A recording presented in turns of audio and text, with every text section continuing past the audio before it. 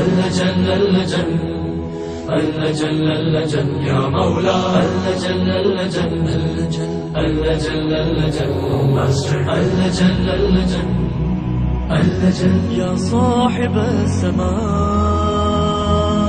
اللجن اللجن اللجن.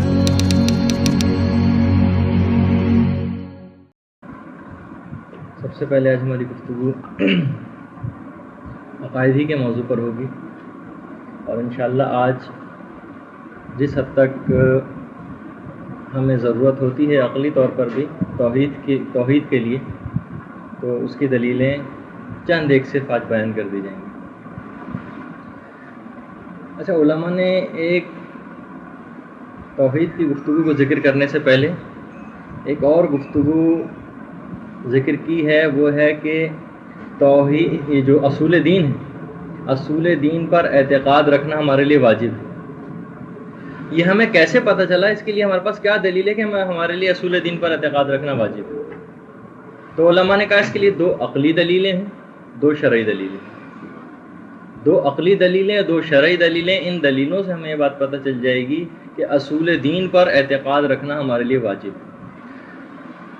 دلیل عقلی نمبر 1، آپ جتنی بھی کتابیں اٹھا کر دیکھ لیں، لوٹ پھیر کر کے، وہی میں نے کہا کہ میں آپ کو ایکسٹریکٹ نکال کے صرف جو بتا رہا ہوں، تو پھر بہت زیادہ کتابیں آپ کو کھنگالنے کی ضرورت نہیں پیش آئے گی اس موضوع کے اوپر، اور وہی آپ کو لوٹ پھیر کر کے باتیں ملیں گی جو بتا رہا ہوں۔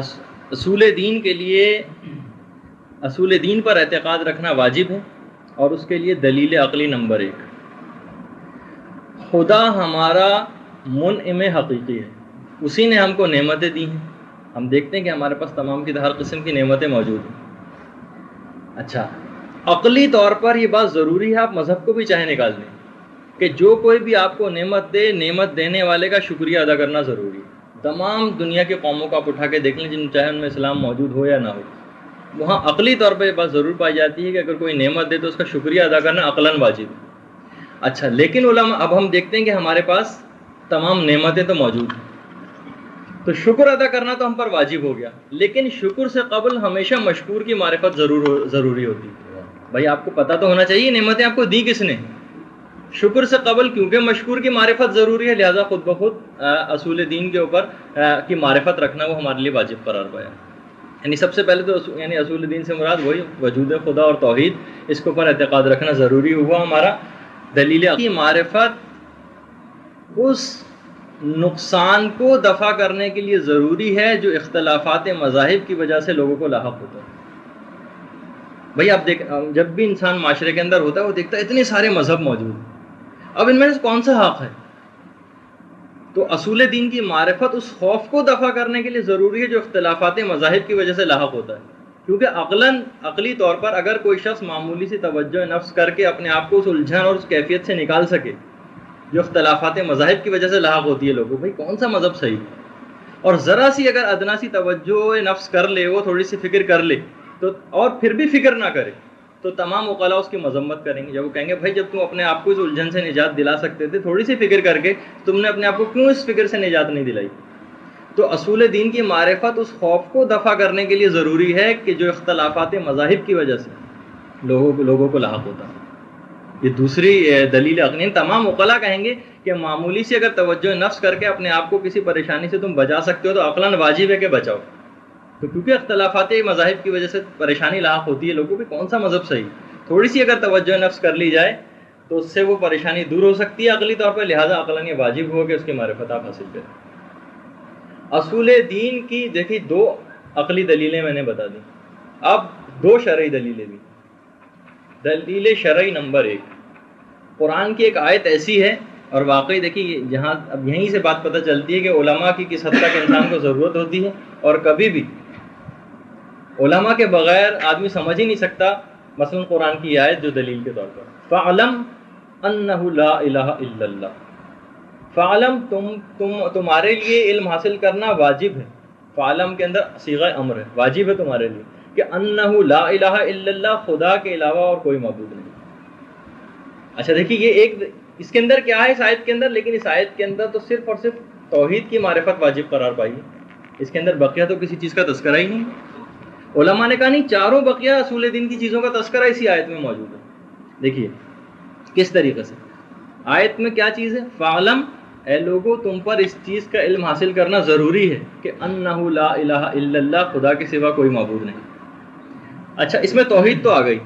اچھا لیکن خدا نے اس کے اندر فعلم کہہ کے صیغہ امر کر کے آپ پر واجب ذمہ داری ڈالی، یعنی ہم کو مکلف بنایا ہے. اور مکلف ہمیں اس وقت بنایا جاتا ہے، اس وقت بنائے گا خدا جبکہ خدا عادل ہو. دیکھیے یہ تھوڑی سی اس بحث میں آئے گا کہ مکلف ہمیں کیوں بنایا، اور یہ تو عدل جب ہماری گفتگو شروع ہوئی تو اصلی بات تو اسی کے اندر آئے گی.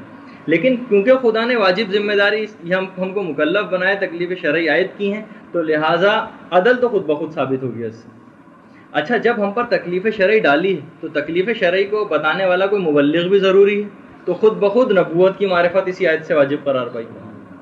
اچھا جب تکلیف شرعی ہے اور نبوت کو اس وجہ سے ہم پہ معرفت اس کی ضروری ہوئی کہ کوئی نہ کوئی تکلیف شرعی کو بتانے والا مبلغ ہونا چاہیے، تو پھر تکلیف شرعی کی حفاظت کرنے والا بھی کوئی ہونا چاہیے. نبی کے جانے کے بعد تو خود بخود امامت کی معرفت واجب قرار پائی اسی آیت سے. اور کیونکہ جب مکلف بنایا ہے تو جزا و سزا وہ بھی ضروری ہے مکلف کے لیے، تو خود بخود قیامت کی معرفت بھی اسی آیت سے واجب قرار پائی. دیکھیے آیت کے اندر کیا ہے، فَعْلَمْ أَنَّهُ لَا إِلَٰهَ إِلَّا، لیکن عدل، نبوت، امامت، قیامت، چاروں پانچوں چیزیں اسی کے اندر آ گئی، جبکہ اس میں کوئی تذکرہ نظر ہی نہیں آ رہا. تو دیکھیے کس حد اس کو کہا جاتا ہے بطون قرآن. قرآن کے چھپی ہوئی چیزیں ہیں کہ ہر شخص بہرحال اپنے ضمیر ظرف کے مطابق اور جتنے اس کے اندر کیپیسٹی ہوتی ہے اس طرح حصہ پاتا چلا جاتا ہے اس کے اندر. علماء کی بات کہ انہوں نے دیکھی کس طریقے سے اس کے اندر سے بقیہ چاروں چیزیں بھی نکال لی، تو لکھ لی ہیں آپ لوگوں نے کہ فَعْلَمْ أَنَّهُ لَا إِلَٰهَ إِلَّا اللَّهُ، خدا کے سوا کوئی معبود نہیں، تو توحید آئی گئی خود بخود. اور کیونکہ فعلم کا صیغہ استعمال کیا اس کا مطلب ہے مکلف تو بنایا، مکلف بنایا اس کا مطلب ہے عادل ہے، مکلف بنایا اس کا مطلب ہے عادل ہے. اور جب مکلف بنایا ہے تو ہمیشہ تکلیف شرعی کو بتانا بھی چاہیے، اس کا مبلغ کیونکہ نبی ہوتا ہے تو نبوت کی معرفت، تکلیف شرعی کا محافظ بھی ضروری ہے تو امامت کی معرفت. وعلیکم السلام. اور کیونکہ مکلف بنایا ہے لہٰذا جزا و سزا کا بھی کوئی دن ہونا چاہیے، لہٰذا قیامت کی معرفت بھی اسی آیت سے واجب قرار پائی. اچھا آیت نمبر جو دلیل شرعی نمبر 2، اِنَّ فِي خَلْقِ السَّمَاوَاتِ وَالْأَرْضِ وَاخْتِلَافِ اللَّيْلِ وَالنَّهَارِ لِآيَاتٍ لِأُولِي الْأَلْبَابِ. اِنَّ فِي خَلْقِ السَّمَاوَاتِ، اس زمین و آسمان کی خلقت میں، وَاخْتِلَافِ اللَّيْلِ وَالنَّهَارِ، اور دن و رات کے یکے بعد دیگرے آنے میں صاحبان علم کے لیے نشانیاں. جب یہ آیت رسول خدا نے تلاوت کی تو اپنے اصحاب سے مخاطب ہو کر فرمایا افسوس ہے اس شخص پر جو اس آیت کی تلاوت کرے اور کبھی اس میں غور و فکر نہ کرے. یعنی یہ دوسری دلیل شرعی کے رسول نے کہا کہ افسوس کیا، یعنی تقریباً واجب قرار دیا اس شخص کے اوپر کہ زمین و آسمان کی خلقت میں اور دن و رات کے یکے بعد دیگرے آنے میں صاحبان ایمان کے لیے نشانیاں. اس کا مطلب ہے کہ اس سے بھی کہ ہمیں غور و فکر اور معرفت حاصل کرنی ضروری ہے اصول دین کے لیے. تو دو عقلی دلیلیں ہو گئیں، مون خدا ہمارا منعم حقیقی اور نعمتیں دینے والا ہے، اور شکر سے قبل ہمیشہ مشکور کی معرفت ضروری ہوتی ہے اور شکر ادا کرنا عقلاً واجب. دوسرا اصول دین کی معرفت اس خوف کو دفع کرنے کے لیے ضروری ہے جو اختلافات مذاہب کی وجہ سے لاحق ہوتا ہے. اور دلیل شرعی نمبر 1 میں نے بتائی فَعْلَمْ أَنَّهُ لَا إِلَٰهَ إِلَّا اللَّهُ، اور نمبر 2 آیت یہ اِنَّ فِي خَلْقِ السَّمَاوَاتِ وَالْأَرْضِ. تو یہ سمجھے ہمارے اصول دین کی تمہیدی گفتگو تو ختم ہو گئی. اب اصول دین کے اندر نمبر 1 جو سب سے پہلی چیز ہے وہ ہے توحید. اس کے لیے صرف چند ایک بہت چھوٹی چھوٹی اور بہت عقلی طور پر کچھ دلیلیں، اور انشاءاللہ اس کے بعد ہماری اگلی گفتگو شروع.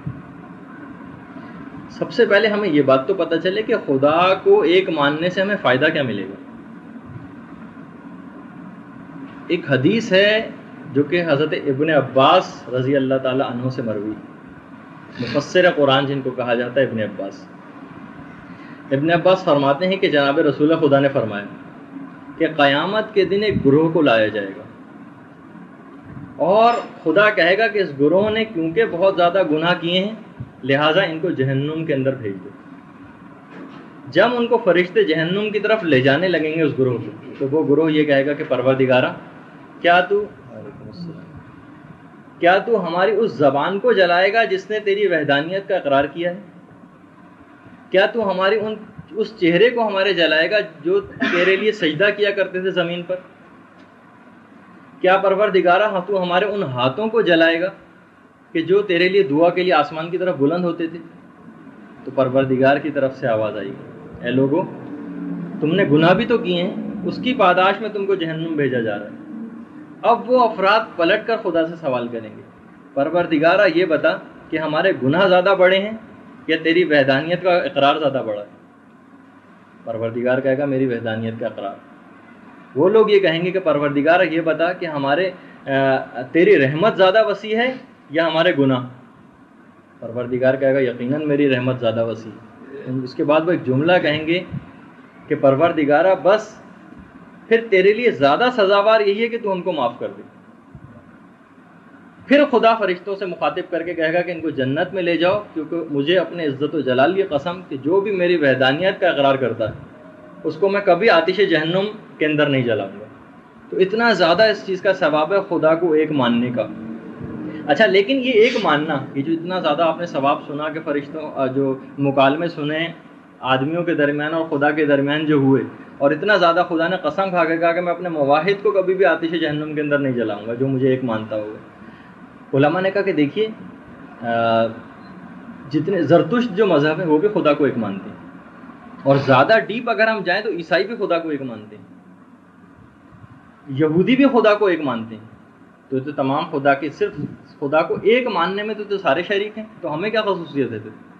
وہ انشاءاللہ ہماری اخلاقی امور کے اندر جب گفتگو آئے گی تو اس کے اندر یہ بات، نیکسٹ جو ہماری گفتگو کی اس کے اندر یہ بات آئے گی کہ یہ جو سارا ثواب بتایا گیا ہے روایت کے اندر کہ اس کو کبھی آتش جہنم نہیں چھوئے گی، وہ ان افراد کے لیے ہے جو 5 شرائط پر توحید کی وحدانیت کے لیے پورے اترتے ہیں۔ تو ہماری انشاءاللہ اگلی گفتگو کا موضوع ہوگا، لیکن آج کیونکہ صرف توحید کی دلیلیں آ جائیں گی تو صرف آج یہی والا موضوع ہمارا رہے گا۔ اور خود وہ جو آپ اکثر سنتے بھی ہیں مجالس کے اندر بھی کہ امام رضا علیہ السلام وارد ہوئے تھے، اور کہا جاتا ہے کہ 80,000 علماء کرام اس وقت قلم اور دوات لے کر بیٹھے تھے کہ امام نے محمل کا پردہ اٹھایا تھا، اور سب افراد نے درخواست کی تھی کہ یہ اپنا رسول اللہ کوئی ایک حدیث صرف ہمیں جو ہے تلاوت کر دیجئے ہمارے لیے۔ تو پھر امام نے ایک حدیث بیان کی، اور کہا یہ جاتا ہے، آپ نے گفتگو ہماری پہلے بھی ہو چکی ہے کہ امام نے کہا، بلکہ علماء نے، سب سے پہلے تو علماء نے کہا کہ یہ جو حدیث ہے یہ ایسی حدیث ہے کہ اس کا راویوں کا سلسلہ ہی اس کو کہا جاتا ہے سلسلۃ الذہب، سونے کا سلسلہ ہے۔ علماء کہتے ہیں اگر یہ پاگل شخص کے اوپر بھی اگر صرف سلسلہ روایت پڑھ دیا جائے، راویوں کا ہی سلسلہ پڑھ دیا جائے کسی پاگل شخص پہ تو وہ صحیح ہو جائے گا۔ اس کو کہا جاتا ہے سلسلہ ذہب۔ 8ویں امام یہ کہتے ہیں، 8ویں امام کہ میں نے سنا اپنے والد 7ویں امام سے، 7ویں کہتے ہیں 6ٹھے امام سے، 6ٹھے کہتے ہیں 5ویں سے، 5ویں کہتے ہیں 4تھے سے، تیسرے، دوسرے، پہلے، اور پھر وہ پہلے امام یہ کہتے ہیں کہ میں نے سنا رسول خدا سے، اور رسول خدا کہتے ہیں میں نے جبریل سے سنا، اور جبریل کہتے ہیں میں نے بارگاہ خداوندی سے سنا۔ تمام راویوں کا سلسلہ سند جو ہے یہ گولڈن جسے کہا جائے سلسلۃ الذہب، سونے کا سلسلہ ہے۔ پاگل شخص پہ پڑھیں تو ٹھیک ہو جائے۔ امام نے اب کیا کہا؟ کلمۃ لا الہ الا اللہ حسنی فمن قالها دخل حسنی ومن دخل حسنی امن من عذابی۔ لا الہ الا اللہ میرا قلعہ ہے، جو اس قلعے کے اندر داخل ہو گیا وہ عذاب خدا سے اس نے نجات پا لی۔ تو عذاب خدا سے کمپلیٹلی نجات دلانے والا یہ عقیدہ خدا کو ایک ماننا۔ لیکن وہی میں نے کہا کہ خدا کو ایک ماننا، وہ تو تمام اور افراد بھی ہمارے ساتھ شریک ہیں، تو وہ بھی کیا سب جنت کے اندر اس طرح چلے جائیں گے؟ نہیں، وہ شرائط پوری ہونی چاہیے۔ وہ ہماری اگلی گفتگو۔ تو آج توحید کے لیے دلیل نمبر 1 کہ کیا ہمارے پاس دلیل ہے کہ خدا ایک ہے۔ دلیل نمبر 1 موجودات کی ہم آہنگی۔ علماء نے ایک دلیل لکھی، مثال دی ہے کہ آپ 100 مصوروں کو بٹھا دیں اور سب سے کہیں کہ آپ ایک مرغے کی تصویر بنائیں، اور اس کے بعد جب سب کو جمع کریں گے ہر شخص کی مرغے کی تصویر دوسرے سے الگ ہوگی۔ لیکن کائنات کے اندر ہم یہ دیکھتے ہیں کہ اس طریقے سے ہم آہنگی اور ایک کوارڈینیشن آپس کے اندر پایا جاتا ہے۔ دیکھیے اگر کوئی اور بہت سارے بنانے والے اگر اس دنیا کو ہوتے، اس کائنات کو خلق کرنے والے، تو ہمیں اتنی کوارڈینیشن کبھی نظر نہیں آ سکتی تھی۔ وہی کہا کہ بلکہ آپ 1 کروڑ مصوروں کو جمع کر لیں اور سب سے کہیں کہ آپ نے ایک مرغ کی تصویر بنائیں، ایک دوسرے کی تصویر نہ دیکھیں، جتنی تصویریں بنیں گی سب ایک دوسرے سے الگ ہوں گی۔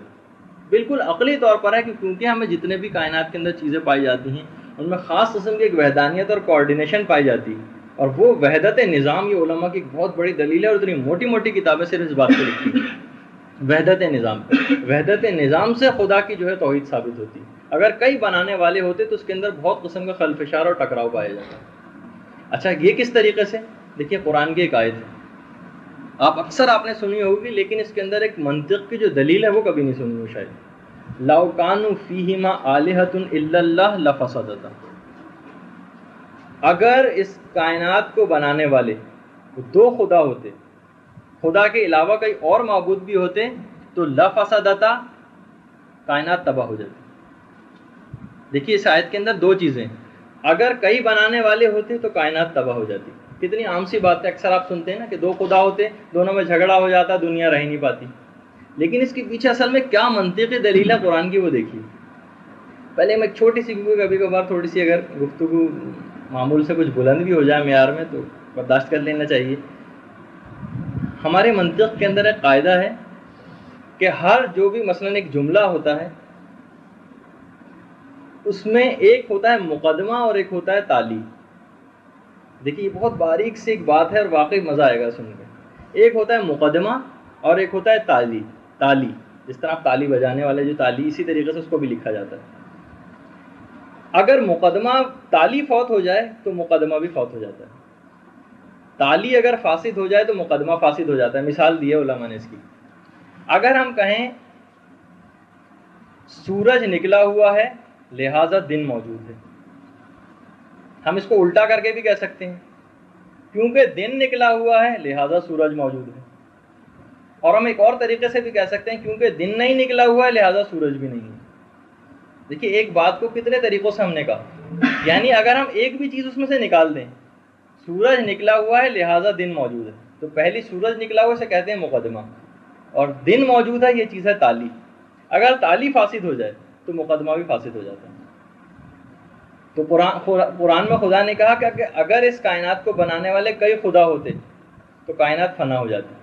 اچھا پھر یہ نہیں کہا بعد میں کہ تم کیونکہ دیکھ رہے ہو کہ فنا نہیں ہوئی لہٰذا میں موجود ہوں. وہ خود بخود اس منطق کے قاعدے میں آ گیا، کیونکہ اچھا دیکھیے تالی فاسد ہو گئی، یعنی اگر تم کیونکہ دیکھ رہے ہو خود بخود کہا نہیں کہ اگر کائنات کو کئی بنانے والے ہوتے تو ایک کائنات فنا ہو جاتی، فساد اس کے اندر ہو جاتا، ختم ہو جاتی. تو اب کیونکہ ہم دیکھ رہے ہیں کہ فساد نہیں ہوا ہے، کائنات میں تباہ نہیں ہوئی، تو خود بخود اس بات سے بات پتہ چلی کہ مقدمہ فوت ہو گیا کہ دو خدا ہو ہی نہیں سکتے. مجھے نہیں پتہ چل رہا کہ کسی اعتبار سے اصل میں اس آیت کے اندر ایک منطق کا ایک زبردست قسم کا قانون ہے، اور وہی کہ جتنا اس کے اندر ڈیپ چلتے چلے جائیں گے آپ کے لیے نئی نئی راہیں کھلتی رہیں گی. حالانکہ دیکھنے میں کتنی سمپل سی آیت ہے، لَوْ كَانُوا فِيهِمَا آلِهَةٌ إِلَّا اللَّهُ لَفَسَدَتَا. اگر اس کائنات کوئی اور معبود بھی ہوتے بنانے والے تو کائنات فنا ہو جاتی، کائنات تباہ و برباد ہو جاتی. تو لیکن یہ بعد میں نہیں کہا، بعد میں اصول کے اعتبار سے بات کہنی چاہیے تھی خدا کو کہ کیونکہ تم دیکھ رہے ہو کہ کائنات فنا نہیں ہوئی لہٰذا اس کو بنانے والے اور معبود نہیں ہوئے. لیکن خود بخود یہ قاعدہ کلیہ منطق کا قاعدہ ہے کہ تالی فاسد ہو جائے تو مقدمہ فاسد ہو جاتا ہے. تو خود بخود وہ چیز خدا کی ثابت ہو گئی، اور یہ خدا قرآن کے فصاحت و بلاغتی کی ایک نشانی ہے کہ اس نے بعد میں اس طرح کی ایکسپلینیشن نہیں کی کہ منطق کا قاعدہ و قانون خود ہی ثابت کر گیا. مجھے نہیں پتا کہ اس کو بہرحال کیونکہ ذرا مشکل سے ایک گفتگو تھی، تو بہرحال دلیل عقلی نمبر 1 کیا ہوئی؟ موجودات کی ہم آہنگی، جس سے پتہ چلا کہ خدا ایک ہے. اچھا دلیل نمبر 2، اب واقعی کتنی سمپل سی دلیل ہے، دیکھیے اس سے بھی آپ توحید کو کتنا آرام سے ثابت کر سکتے ہیں.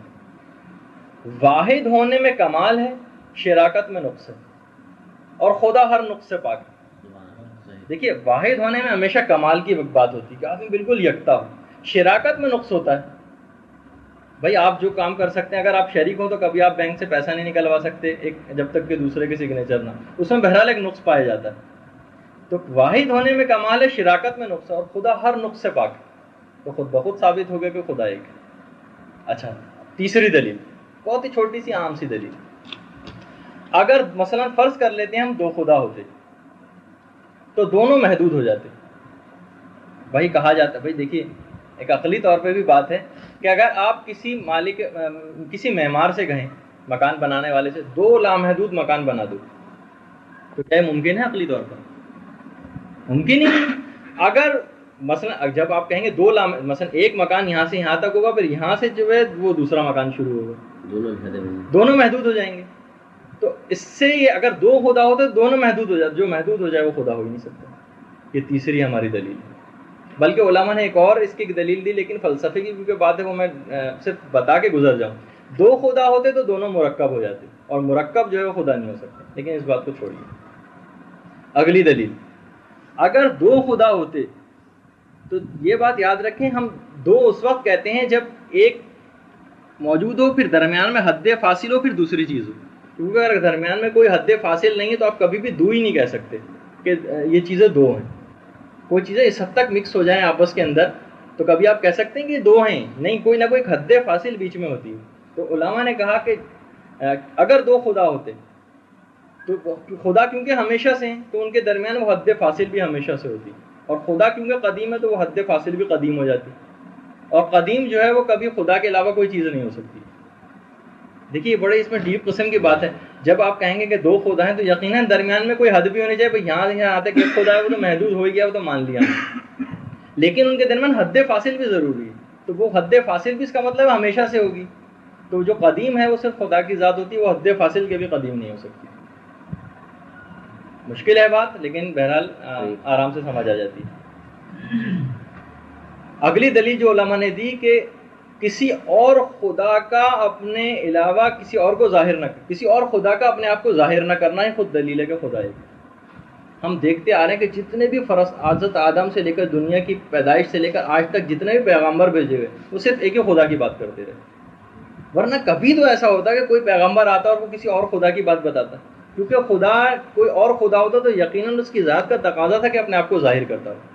کسی خدا دوسرے خدا کا ظاہر کرنا اس بات کی دلیل ہے کہ خدا ایک ہے.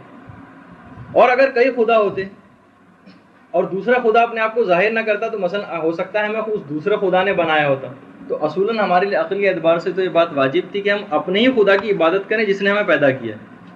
اور وہ ہو سکتا ہے کہ ہم پیدا ہمیں کسی اور نے کیا اور ہم عبادت کسی اور خدا کی کر رہے ہوں. تو عقلی اعتبار سے یہ بھی غلط ہے. بھائی اگر کوئی اور خدا ہوتا تو اپنے آپ کو اس کو چاہیے تھا کہ ظاہر کرے اور تاکہ ہم اس کی عبادت کر سکیں. لیکن کسی اور خدا کا ظاہر نہ کرنا ہی اس بات کی دلیل اب بن رہا ہے کہ خدا ایک ہی. بہت ہی آسان چھوٹ، ویسے اس کے اندر اگر ڈیپ دلیلیں جائیں تو بہت فلسفیانہ قسم کی ہو جائیں گی، لیکن کیونکہ اتنا بھی ایمان کافی ہے ہمارا کہ اتنی مختصر قسم کی دلیلیں تو یہ بھی بہت. تو توحید کی تو چند ایک چھوٹی چھوٹی قسم کی دلیلیں ہیں تو آج مکمل ہو گئی ہیں.